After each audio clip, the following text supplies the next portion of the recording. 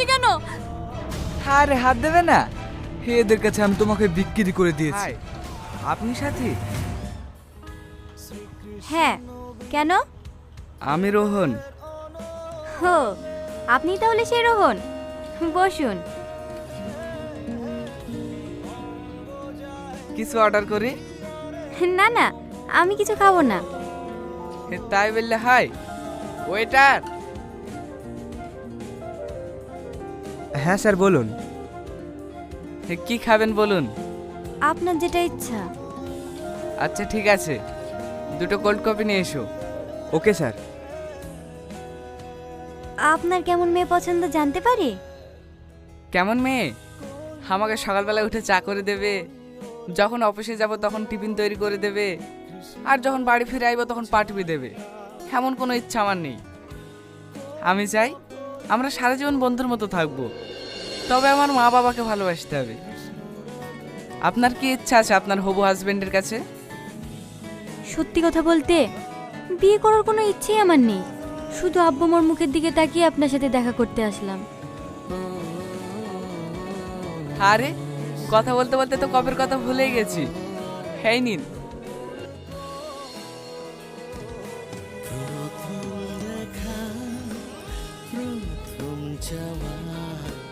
ভিড়ের মাঝে হারিয়ে যাওয়া।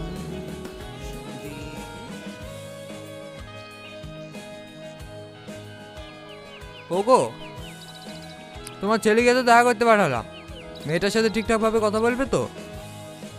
আরে ওলিয়ে তুমি চিন্তা করো না, আমার ছেলে অনেক সাহসী।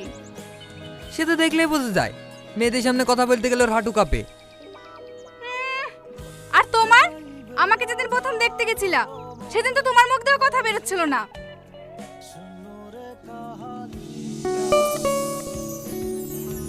এই তো রোহন চলে এসছে।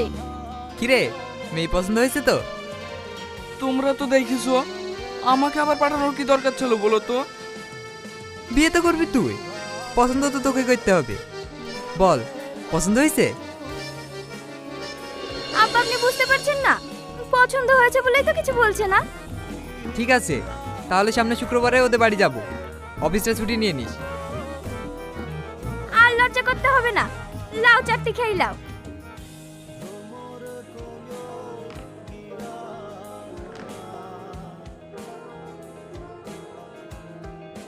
ভাবি, তুমি একটু আব্বাকে বুঝাও না, আমি এখন বিয়ে করবো না। দেখ, তুই এখন বড় হয়েছিস, পড়াশোনা প্রায় শেষের দিকে, আব্বা মা তোকে নিয়ে টেনশন হয় না বল?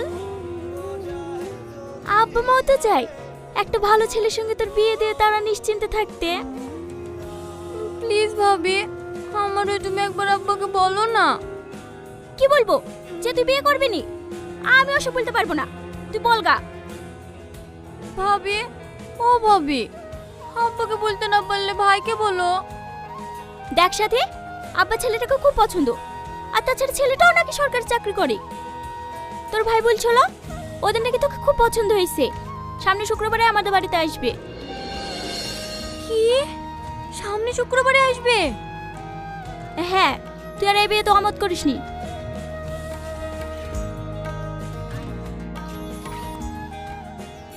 ভাই, কথাবার্তা তো সবই হলো, দাবি দাবা কিছু? না না বিয়ে সাহেব, আমাদের কোনো দাবি দাবা নাই। আপনার মেয়েকে যে আমার বাড়ির বউ করে নিয়ে যাব, সেটাই আমার কাছে অনেক। ঘটক মশাই, আপনি একটা শুভ দিন দেখেন।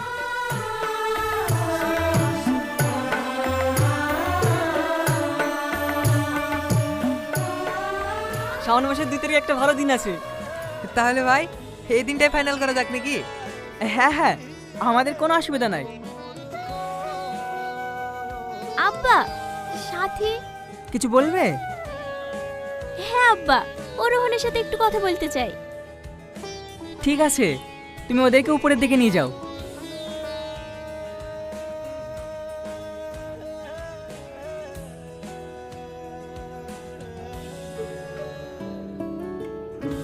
আরে বিয়া সাহেব, মিষ্টিতে সবই পড়ে আছে।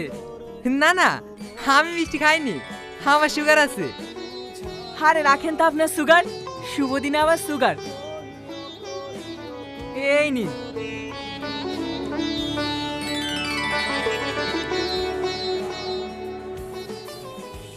এখানে গল্প করো, আমি নিচে গেলাম।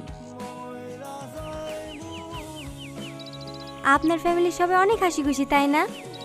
হ্যাঁ, আমি ছোট থেকেই দেখে আসছি আমাদের ফ্যামিলিটা অনেক হাসি খুশি। আব্বা মাকে না নিয়ে খেতেই বসে না।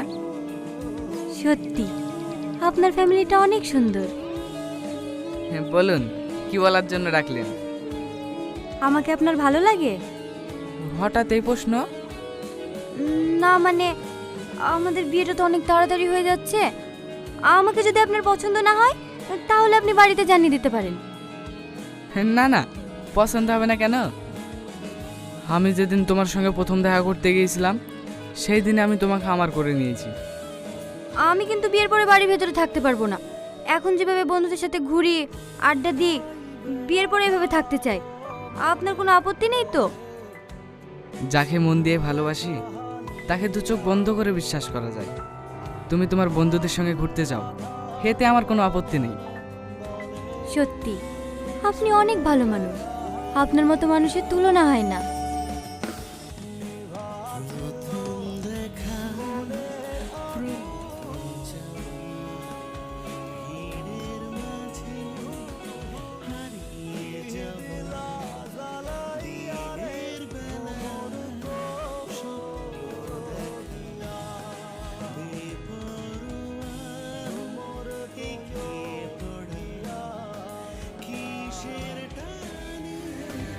সব রাস্তা যে আজ ভালো লাগা মন কিনারা এসে জানা এ